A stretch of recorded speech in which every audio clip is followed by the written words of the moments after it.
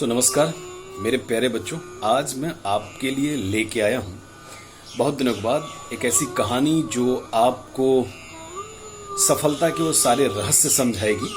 और बहुत दिन हो गए आपसे इस तरह की बात किए हुए, बहुत ज़रूरी है।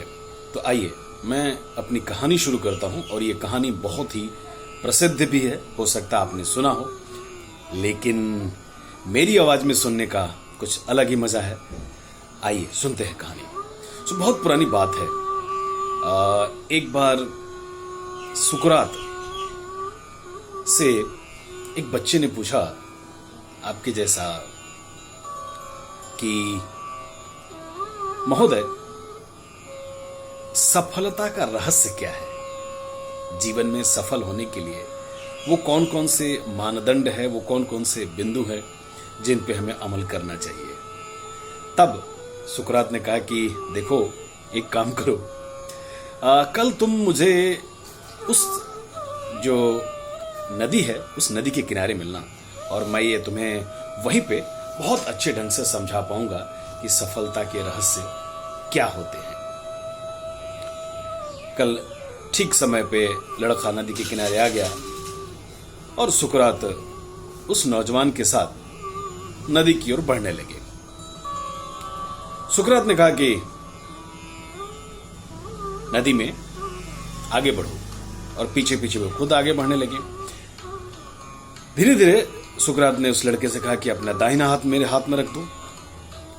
और फिर सुकरात ने उस नौजवान का दाहिना हाथ अपने हाथ में लिया और नदी की तरफ आगे बढ़ने लगे। धीरे धीरे पानी गले तक पहुंच गया। तभी अचानक सुकरात ने उस लड़के का सर पकड़ करके पानी में डुबो दिया। लड़का बाहर निकलने के लिए बिल्कुल संघर्ष करने लगा, लेकिन सुकरात शरीर से ताकतवर थे, मजबूत थे, और उस बच्चे को तब तक पानी के अंदर डुबाए रखा जब तक कि उसका शरीर नीला न पड़ जाए या उसकी सांसें उखड़ने लगी। लड़के का दम घुटने लगा, उसे लगा कि अब मेरी मृत्यु सामने ही है। तभी अचानक सुकरात ने उस बच्चे को पानी से बाहर निकाला, और बाहर निकालते ही जो चीज उस लड़के ने सबसे की वो थी बिल्कुल हांफते हांफते सांस लेना। लड़के ने बहुत लंबी लंबी सांसें लेनी शुरू कर दी। थोड़ी देर बाद सुकरात ने उस बच्चे से पूछा, उस नौजवान से पूछा कि जब तुम पानी के अंदर थे, जब तुम वहां पर थे, तो तुम सबसे ज्यादा क्या चाहते थे? लड़के ने उत्तर दिया, सांस लेना। तब सुकरात ने कहा, यही सफलता का रहस्य है। जब तुम सफलता को उतनी ही बुरी तरह से चाहोगे जितनी कि तुम सांस लेना चाहते थे, तो सफलता तुम्हारे पास खुद ब खुद आ जाएगी। और इसके अलावा सफलता का कोई रहस्य नहीं है।